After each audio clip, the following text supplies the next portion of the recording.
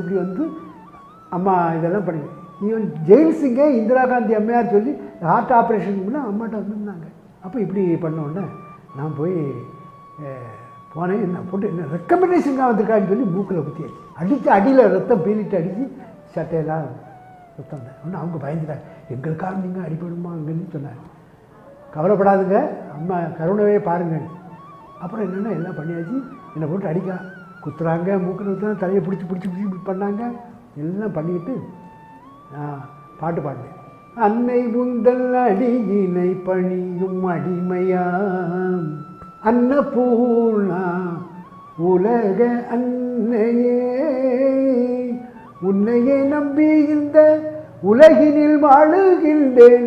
அம்மையே மாயம்மா தந்தருள் தரிசனம், அன்னை உந்தல் அடியினை பணியும் அடிமையா.